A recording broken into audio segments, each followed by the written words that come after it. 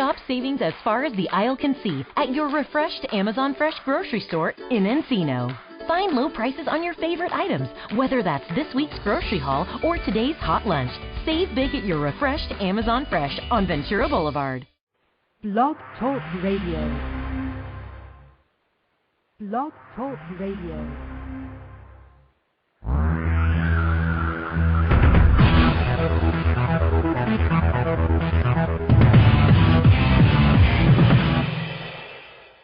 Live from Los Angeles, the Win Without Competing Show with Dr. Arlene Barrow, Career Coach 1 and author of Win Without Competing. Now, here's Dr. Arlene. Thank you, Virgil. In tough economic times, it is especially important to implement my Right Fit method, which will enable you to win without competing in your career and in your life. A key component of my Right Fit method is passion, our career fuel, the impetus and foundation of career success. My guest today, Jannel Rapp, is soaked in passion, but passion is not enough. Jannel and my other guests know how to harness their passion. They compete with themselves, raising the bar higher and higher. They excel in managing the process and walking down the right fit road to reach their goals. They know how to recognize right fits. They know how to recognize wrong fits. They know whether they can fix or not fix a wrong fit. They know when to walk away. They assume responsibility for their successes and failures. They say to themselves, "It's all up to me." Throughout my own career, as a medical school dean to heading a $60 million education program at the National Institutes of Health, and as the founder and CEO of Barrow Global Search, Inc., I have observed that figuring out right fits is extremely difficult for many people to do. As a result, they continue taking the wrong fit road and wonder why they are in wrong fit marriages, wrong fit careers, or wrong fit homes. The solution is simple. Stop asking who is the best and what is the best. Stop comparing and contrasting.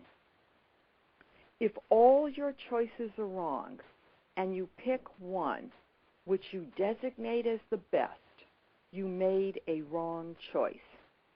Picture a barrel of rotten apples. They're all rotten. Grab the best one. What do you have? A rotten apple. To learn more about my Right Fit method, continue listening to today's show, and after the show, visit winwithoutcompeting.com to read excerpts from my book. On to my guest today, Jannel Rapp, music iconoclast. I will interview singer-songwriter Jannel Rapp, who, according to the International Music Connection magazine, is one of the top 50 iconoclasts of the music business, alongside the Eagles, Lil Wayne, Robert Plant, and many more. Jannel has 5 solo CDs that have received national airplay. She is currently working on her 6th solo CD entitled Are We There Yet? She has shared the stage with John Waite, Sophie B. Hawkins, Stevie Wonder, Sandy Patty, the Yardbirds, Nickel Creek, Eddie Money, Rick Springfield's band, The Squirts, Susan Gibson, Dixie Chicks, Lowen and Navarro, Loudon Wainwright III, James Valentine of Maroon 5, Tyrone Wells, and Ronnie Cox. Her music has been featured in the television shows America Lost and Found and Eliminate, in Karen Black's play Missouri Waltz, the Henry Jaglom films Going Shopping and Irene in Time, the documentary 800 CDs, and the film Costa Rican Summer starring Pamela Anderson. Jannel founded Gina for Missing Persons Foundation after the disappearance of her sister Gina in 2000. The Gina Foundation was featured twice in the Grammy Awards program, along with Jannel and numerous contributing artists, including Meatloaf. Annually, Jannel takes her band Clementine on the Squeaky Wheel Tour, which is a 19-day event beginning on Gina's disappearance date and winding down on her birthday. Jannel is considered an expert on call for missing person cases featured on national TV shows such as Nancy Grace. She was the host of America Lost and Found and co-hosted the CRN's digital talk radio live from Studio C Street. The TV show Finding Gina, about Jannel and her band Clementine, is under development.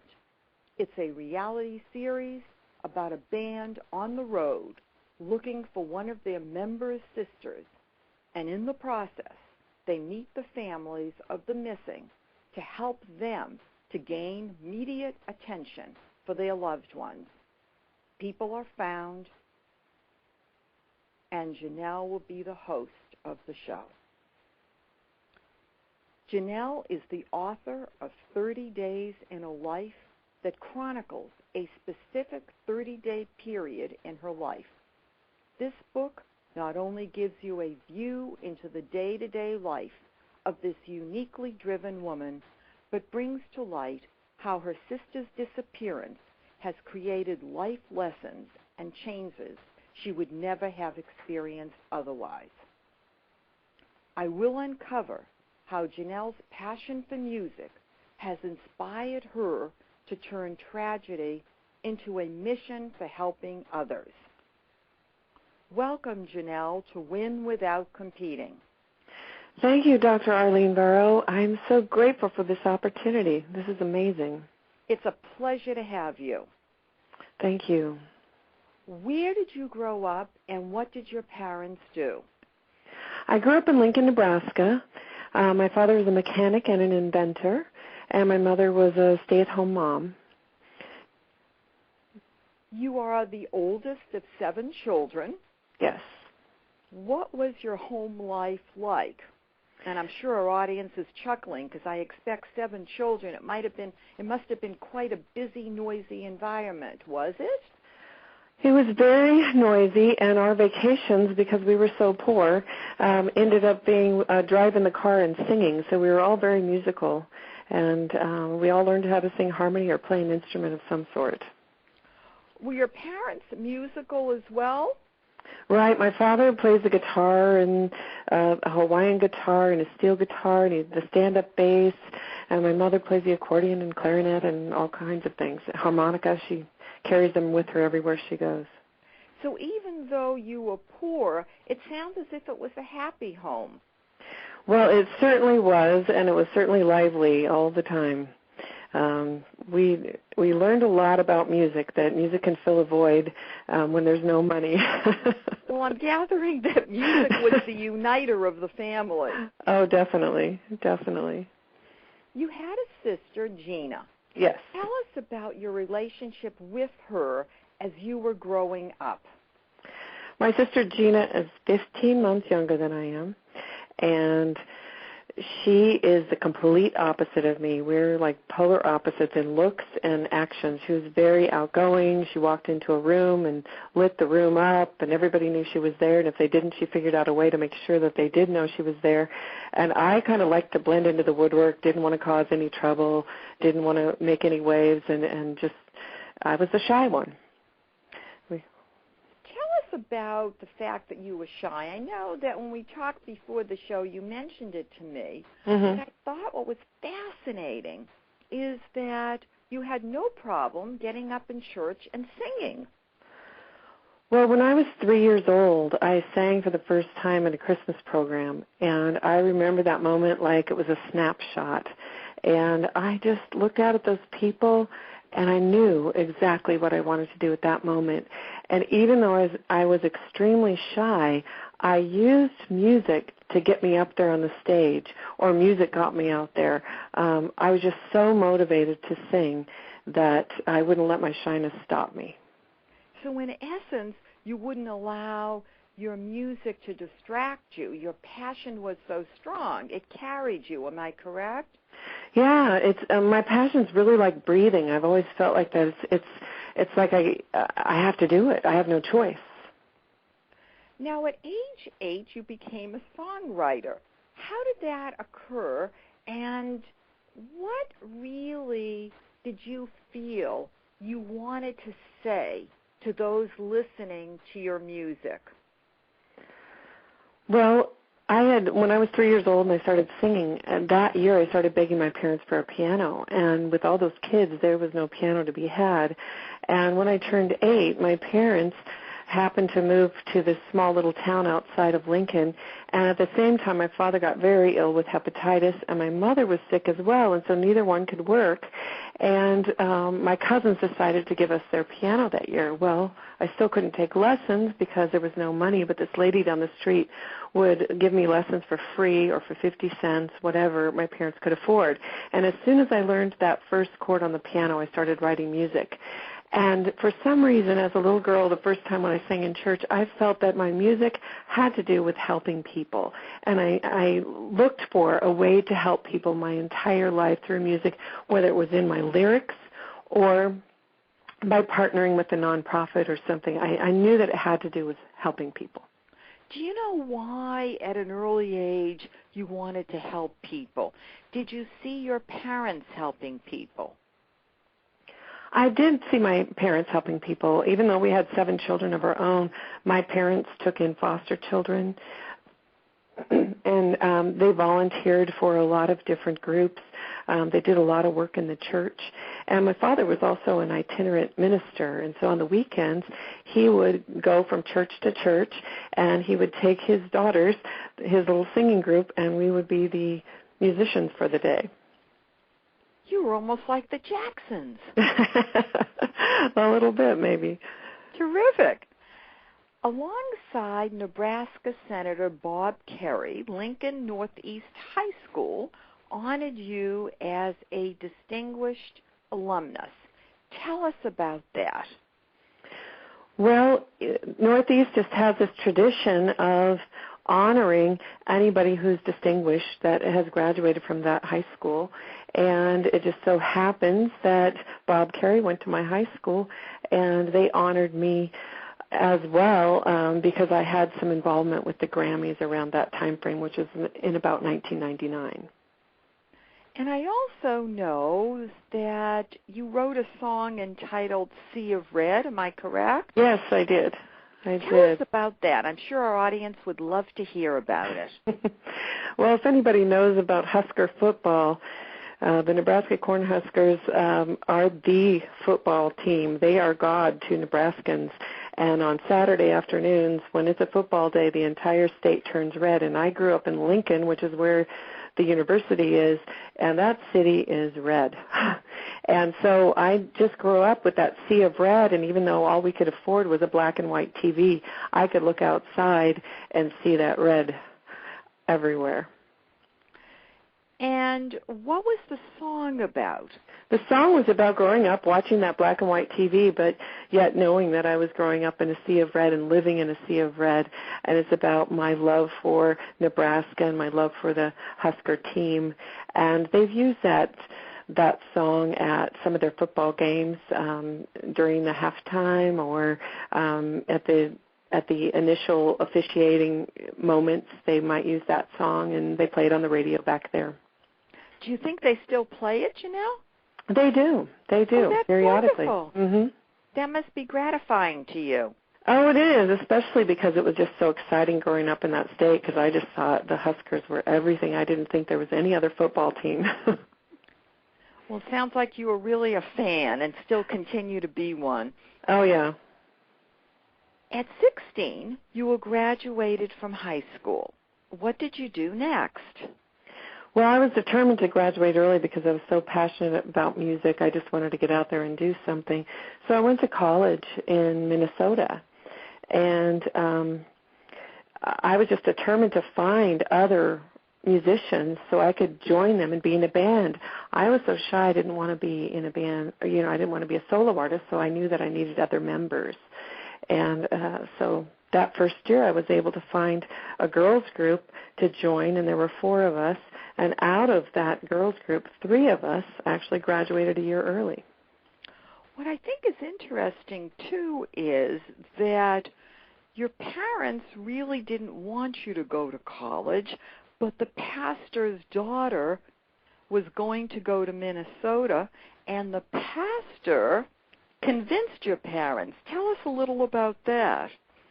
Yeah, well, after I went through all the trouble to graduate early from high school, my parents said, oh, oops, you're not going to college. You're too young. You need to stay home until you're 18. And, of course, I was very disappointed after all that hard work to graduate early. And then the pastor's daughter found out about it, and she was going to college in Minnesota. So she talked to her dad, and he talked to my parents. And they said, we're going to take them up there. They'll be together. They'll take care of each other, and they'll be roommates. And so it all worked out, and I was able to go to college. At 19, you sold your first song. Yes. What was it, and how did you feel? It was called Jesus Mold Me. Obviously, it was on a Christian album. And I was just stunned that somebody would want to use one of my songs, and especially somebody that was older than me. I just couldn't imagine that. I thought my songs were for me or for when I performed, but the fact that somebody else liked one of my songs enough to perform it and record it, I just thought it was amazing. Do you remember what they paid you? I don't remember at all. Okay, so that didn't make the impression. It's just No. the fact that you sold it is what impressed you. Yes, definitely. Definitely. Well, when you Not about the money for me. Yeah, so that you just want people to listen to your music. Would you say that was the motivating factor? Yeah, I'm just very passionate about getting the music out there, getting what I'm dealing with in my life, getting a message out there of some sort, depending on what I'm going through, or just expressing myself. When your sister Gina disappeared, the year was 2000. Right. What were the circumstances surrounding her disappearance? Well, she was playing at an open mic night. She finished playing, walked out with her guitar at 1 a.m. in the morning, and that's the last she was seen. The following day, her car was found across the street from the pub. The trunk was slightly open, and her guitar was inside. And to this day, that's really all we have. How has her disappearance changed your life? Well, first of all, I thought I would go home to Nebraska, look for her, find her, and then fly back home to California. And it didn't work out that way. I was there for 3 weeks. We did everything we could media-wise in that area. We flyered the entire city. We had volunteers from all over helping us. But after 3 weeks, I had to get home to my family. And I came back home, and every day I searched the Internet for media, for answers, for help. And I knocked on every possible national media door to get attention for her, and they all said no. And they all said no because Gina simply vanished. She didn't have a scandal, she didn't have a suspect, and I was not a household name, and she was not a household name. And so therefore, we did not have that media hook that some of the missing that we hear about nationally have. And there are 850,000 of those people that are missing every year. And out of those, 110,000 end up being ongoing active cases like my sister. And we only hear of a handful of them year after year. And I just felt like my sister was valuable, and all of those other 110,000 people are valuable to somebody too. And I just couldn't sit there and say, oh, I don't know about this now. I don't know how hard this is. I knew I had to do something.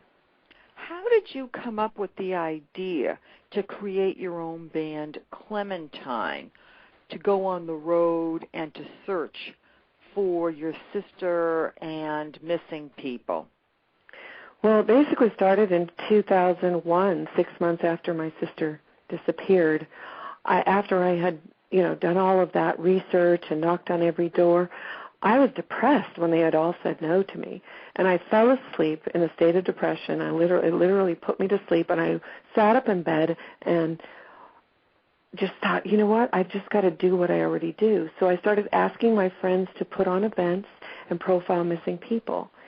And we called those Gina concerts that first year, and that turned into a nonprofit called Gina for Missing Persons Foundation. And then that nonprofit created the Squeaky Wheel Tour, which is from October 17th, my sister's disappearance date, until November 4th. And November 4th is her birthday, so for 19 days we ask artists all over the world to profile missing people. And what happened is in 2006 is when we decided to start calling it the Squeaky Wheel Tour. Prior to that, we didn't really call it anything. We just tried to do a lot of events around that time frame.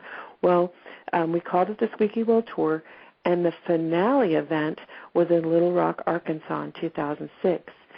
And at that finale, there were about 80 families of the missing. We webcast the event.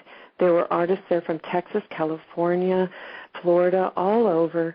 We all congregated. Several of us sang together, and there was a producer from Los Angeles, Jeffrey Casey, who was watching, and he saw us performing together, and he said, you guys have to become a band. And so we decided to become a band, and we decided to call ourselves Clementine, and we're a band on a mission. You're committed to finding missing persons. Right. How many have been found with your help? Since we started in 2001, collectively with all the artists helping our website, our different programs, we work with other nonprofits and law enforcement. Almost 500 people have been found. Tell us a success story so that our listeners can visualize the significance of what you do. The very first year, when we had 13 events from New York City to Los Angeles, we asked each artist to profile a missing person, and we profiled 13 different missing people that year. We asked the artists to take the CD that we had compiled, and it had 13 faces on it and 13 different artists. And we asked those artists to profile that missing person at their event and then ask people to look, listen, and pass that CD on.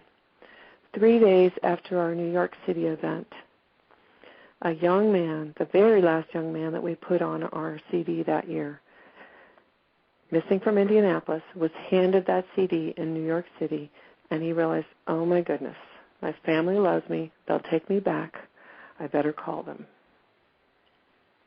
I mean, that's an amazing story. Do you ever know what happened to him? I know he's still with his family. He's still talking with them. He's, still in touch with them. It's a very good relationship. And as far as that, I don't know a lot. Do you know why he left his family? Did he ever confide that at all? I know it was a runaway situation, but not a typical runaway situation. There were some extenuating circumstances. And it wasn't his family pushing him out. It was outside circumstances.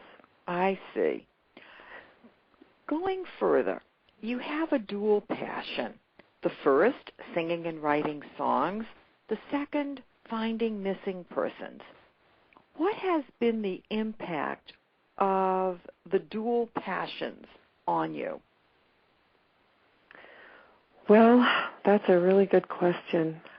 I would say the thing that I've learned is that the answer arrives before the challenge. And if you can look at your life that way, you can kind of trace things back. You know, I was raised in this large family. I was the oldest girl. I had to be in charge of my brothers and sisters. I had to learn how to multitask at a very early age, especially the year when my parents were so sick and they couldn't work. They handed me the kids and said, here, you're going to have to do a lot of this work and take care of your brothers and sisters. And from then on, I was kind of the second mom. And I realized that if I hadn't had that experience and if I hadn't had the experience of touring on the road with my different bands that I was in throughout college and after, and touring as a solo artist, and promoting my own CDs and doing press and doing all my own PR, I realized that I wouldn't have had a clue what to do about my missing sister. What to do to help others. I would not have had a clue. So I really believe that if we look at our lives, the answer arrives before the challenge. Well, your parents prepared you to take charge, to yes, what I refer to as manage the process. Exactly. To have enough confidence in yourself that you could find the solution. Exactly. So they taught you that. It's very interesting that you do not sound at all perturbed with them, that at an early age you had to take charge of the family, because sometimes people are angry at their family when that occurs. You are not. You're grateful. Oh, I'm extremely grateful. Actually, when I was a kid, I thought it was fun. I thought, playing with the dolls. Now I don't need the real ones. I mean, now I don't need the fake ones. I have real ones, you know. That's terrific. So I thought it was great. It's wonderful how you responded. How do you make your career decisions? Wow, that's a really good question. You know, I try to look at whatever the situation is, and I ask several questions. Is it going to support what my dream is, what my goals are, what my mission is? And how much is it going to support it? And is it in line with my vision? So your vision, in essence, is a blueprint of the right fit opportunity. Would you say that's an apt description? Yes, I would definitely say that. That's excellent. When you write a song, do you compete with yourself or against others? I compete with myself. Ever since I first started writing, I always wanted to sound different or be different or use different words or different inflections or something. And I learned early on that competing just doesn't work. And when I was older, when I had moved out to California, I had a mentor, Nick Vinay, who said, everybody writes, everybody sings, but not everybody tells the truth. And it's the truth that touches people. And I realized he had hit it on the head. That's what it is. If you dig deep and you find your own truth and your own whoever it is inside there, and you're true to that, then there's absolutely no one who can compete with that. Would you say that each song has a specific message? Oh, definitely. Yeah, I early on, like I said, when I was 3, I know it sounds weird that I remember this, but I remember just really feeling like, you know, if I was going to do music, it had to help people. And then as soon as I started writing, all of my music had to have an answer. I couldn't just leave this open-ended, oh, woe is me, my life is horrible kind of song. I had to wrap it up and have some kind of lesson. What is the impact of your music on your listeners? Wow, I don't know. I'd have to ask them, but you know, I know. Well, I guess I mean, for example, you know, if you're performing, do you watch their faces to see how they're responding to what you're saying, or what you're singing, I should say? Well, I know sometimes that, you know, I do make people cry. I make people, the last concert I did in Michigan, which was a few weeks ago, a woman came up to me and she said, I feel like I've just gone to my therapist. So I guess some people feel like they've gone to therapy when they listen to my songs. Hopefully, you know, it makes them feel joyful for some of them. The goal is to be as excellent as I can be as a singer and a songwriter so that the message is heard. Why did she say that she felt she had gone to a therapist? Do you remember which song she was referring to and what the message is? Let me think about that. Because it is an interesting response to a song. Wouldn't you agree, Jannel? Yeah, well, I kind of tend to write a little bit deep sometimes, and there's a song, I'm pretty sure this is the one she was talking about. It's one of my new songs that's going to be on my new album. It's called Very Fine Thread. And what it's about is I felt like I was hanging by a thread, and that if anything else happened, that thread would break and there would be nothing left of me. I was just, it was a very challenging time in my life.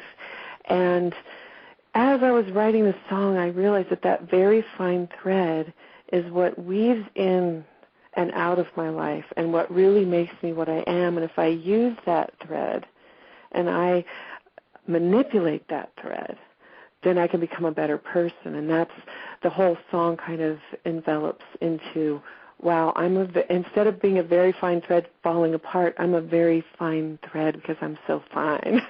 I'm so fine. I have a feeling that you gave that listener insight into herself. That's why I believe that she said that. It's possible. It's possible. Well, the next time someone says that to you, probe a bit further, Jannel, and let me know the response. I will. You have successfully pitched your reality show and received a number of contracts. Yes. Yet, no contract has matched your blueprint of the Right Fit reality show. Tell us about your blueprint. Well, it's kind of, what we were talking about earlier. This project is so precious to me. It's called Finding Gina. And it's so precious because I know how valuable my sister is, and I know how valuable that other people, other family members out there who have someone missing, they are to them. And just getting this show to the place where it can tell the stories properly is one thing, but then having a network and having a production company that completely supports our vision, and that is a vision to get missing people out there, their stories, whether they have a scandal or a suspect or whatever they have, but their story deserves to be heard regardless.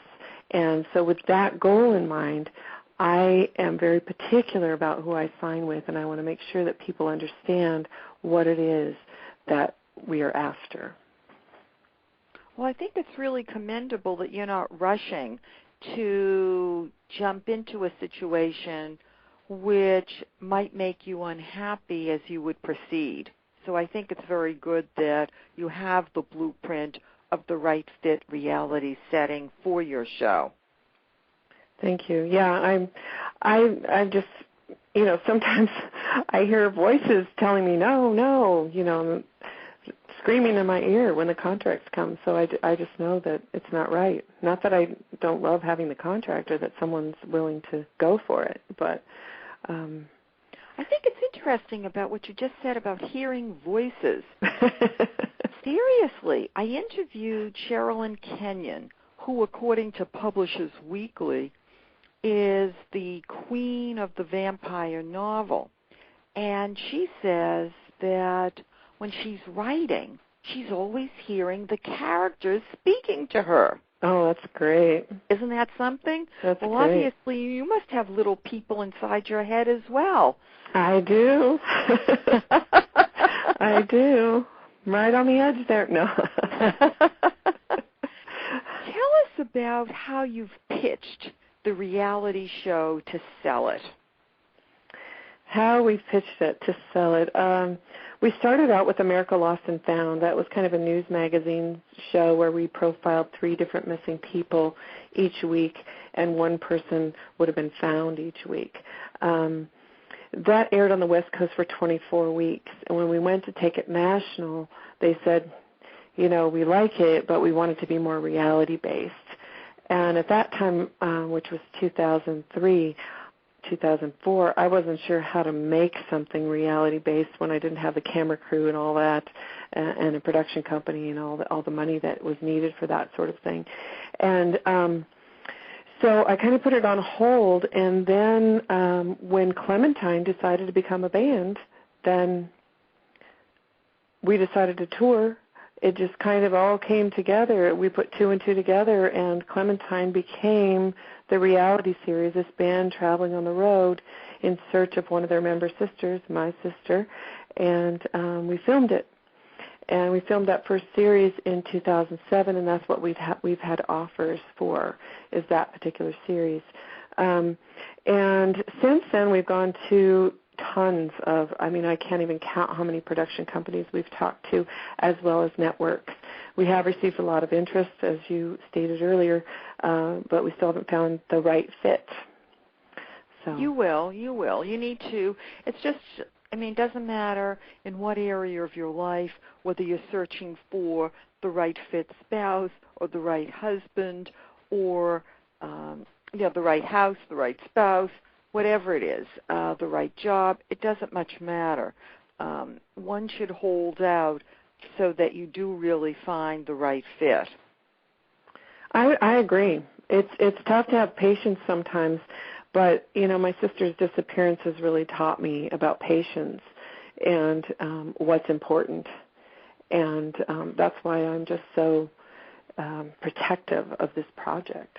No, I think that's a wonderful approach. What website should our listeners visit to learn about your upcoming events? Well, they should definitely go to 411gina.org. That's 411gina.org. That's where we house all the faces of missing people, all the events that the artists do throughout the country, throughout the world. And if you want to find out more about me and my band, you can go to jannelrap.com or clementineband.com. Would you highlight major events that we should be watching for? Not just in California, but across the country, because obviously we're worldwide, and outside the country would be wonderful. Well, if you're in Australia right now, I have a top 10 hit called Waiting on Lonely in Australia by an artist called Ronnie Ray Rivers. So if you're over there listening, then you can check that song out. It's a great song. And then there's a new movie, Costa Rican Summer, coming out. It was supposed to be out this summer, but it didn't come out yet. It's supposed to be out in the next couple of months. It's called it's called Costa Rican Summer, I'm sorry. And the song that I have that's in that movie is called What About Love. And then I will be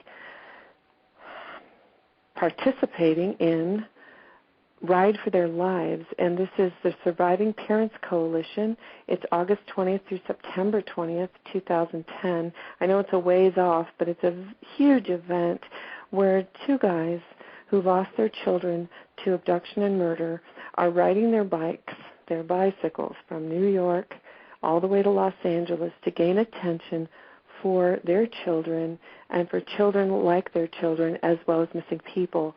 And Gina for Missing Persons is cooperating with them and helping them to set up events all along that way. That's wonderful. Yeah, we're very excited about that project. Your personal life. You're Yes. divorced Yes. with two children, boys. Right. If you were searching for a right fit husband, what would your blueprint look like?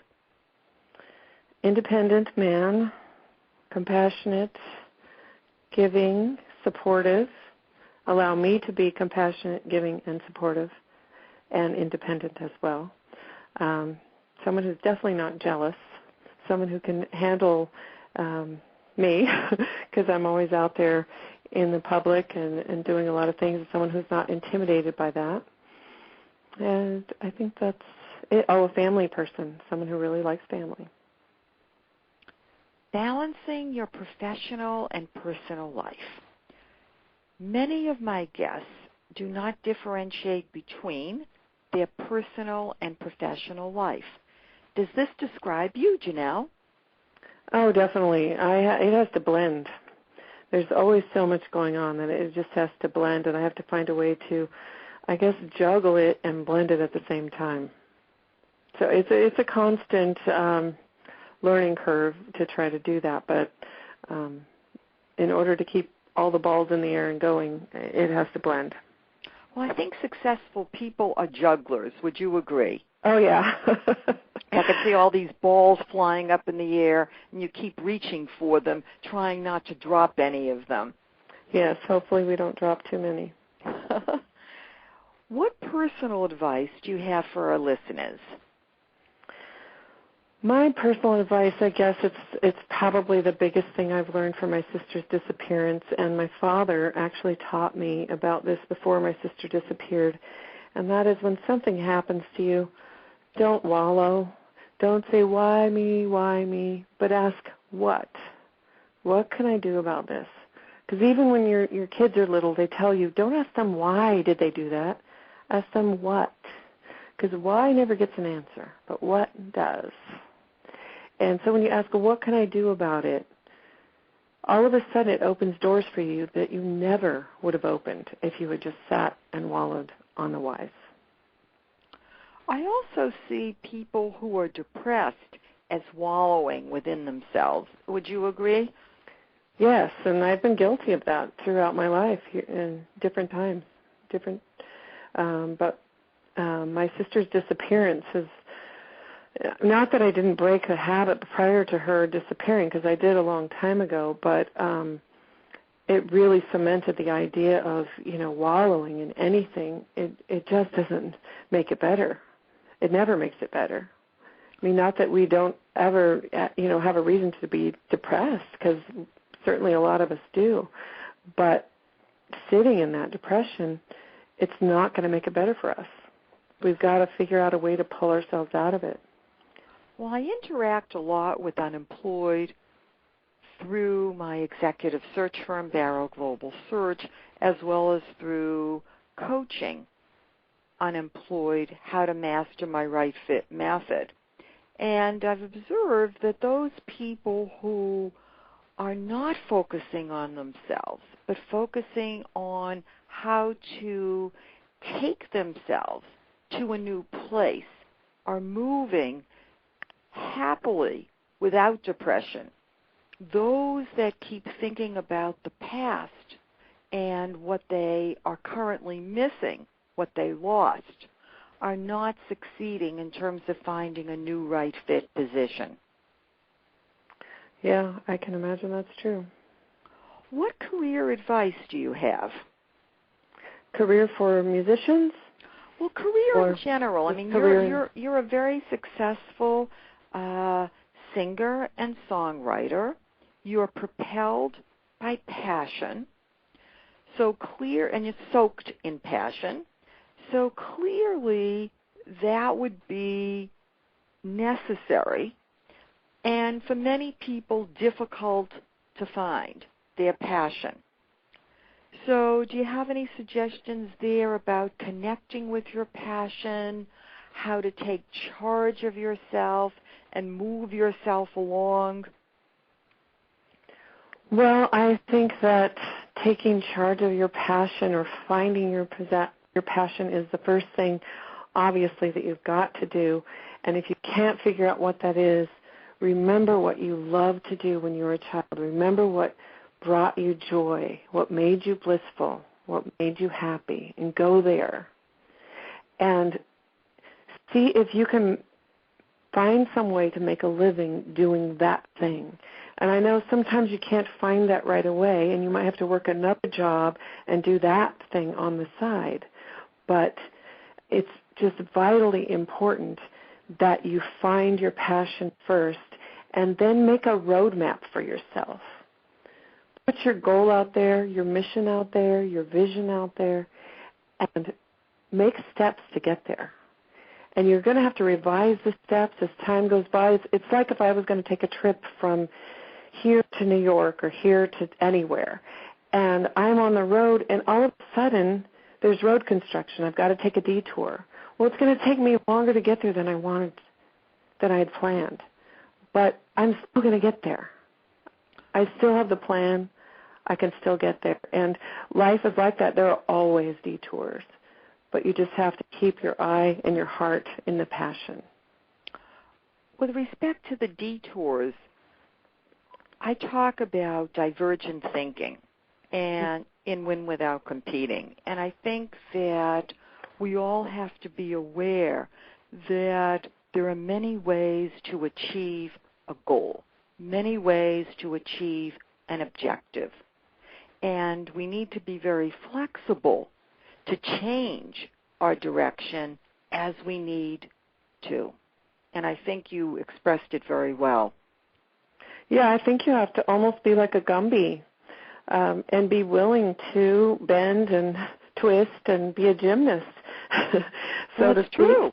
Yeah, you just have to be willing to if you want to reach your passion, you know. And well, I think it's a combination. You need to be a juggler and a gymnast.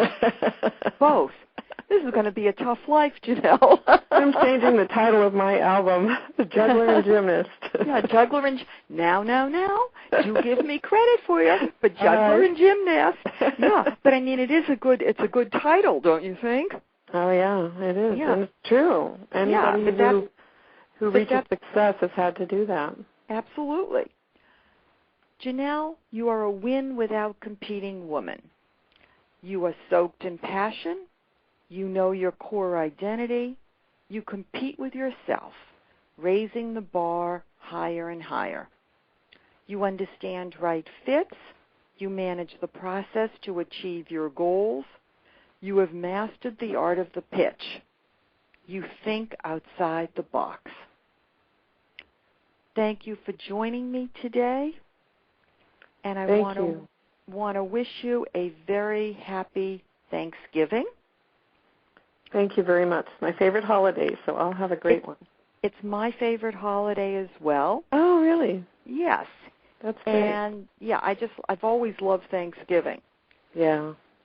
I also want to thank those people who have sent me emails sharing their missing person stories and how you have helped them through your passion.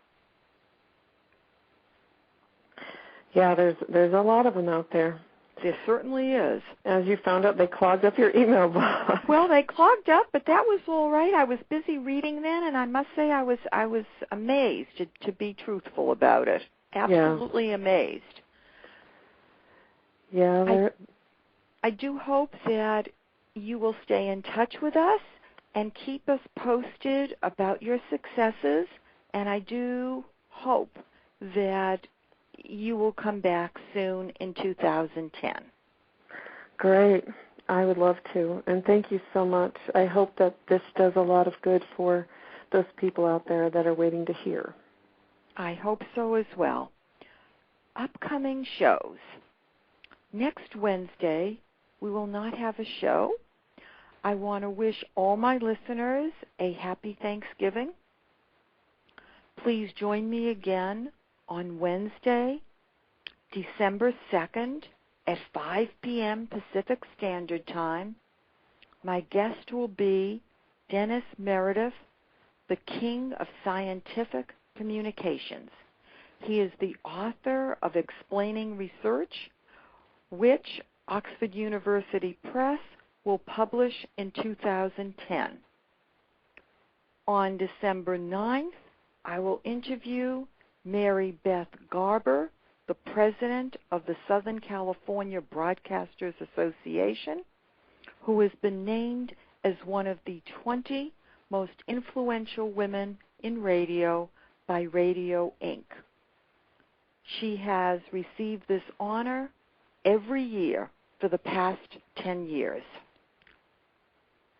Archive shows. To listen to archive shows, please visit drbarro.com. That's drbarrow.com. And click on the date of the show description that interests you to connect to Blog Talk Radio.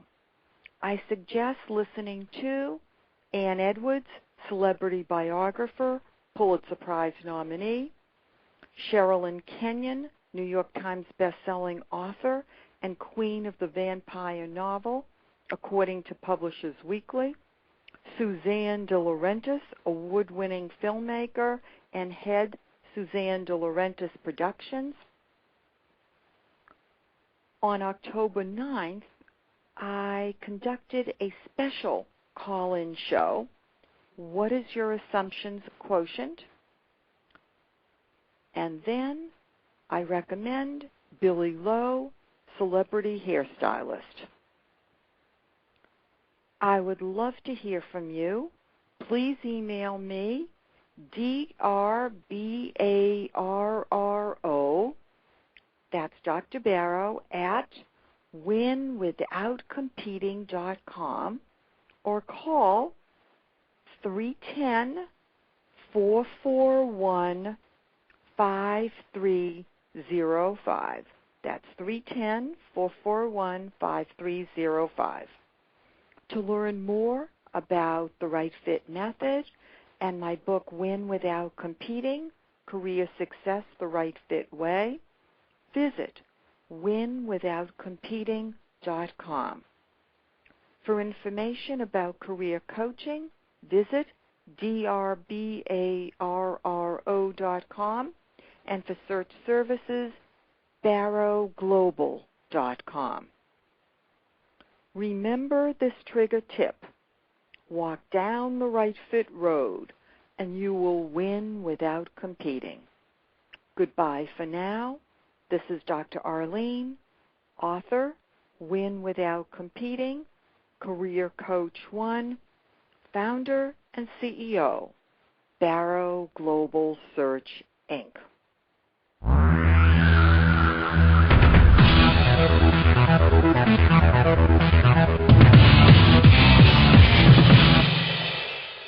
Have you Googled yourself lately? Are there negative posts from an ex-employee or from a former client? Maybe an outdated news article? Search engines don't always get it right. For right or wrong, it's your reputation on the line. That's where Reputation Defender by Norton comes in. Take control with Reputation Defender. Their cutting-edge approaches help you to wipe away unwanted information in your search results. They also promote the good stuff. You can start by getting your free reputation report card at reputationdefender.com or call 800-811-4975 to speak to an expert. At Just Food for Dogs, we focus on just that, food for dogs. And with the holidays around the corner, don't forget that your furry family members need presents too. So get the best for your best friend, the gift of flavorful, healthy food from Just Food for Dogs. A healthier diet means more holidays together. And right now, make the holidays special with 60% off your first subscription order today through Cyber Tuesday. Start shopping now at justfoodfordogs.com. More life, more years, more love.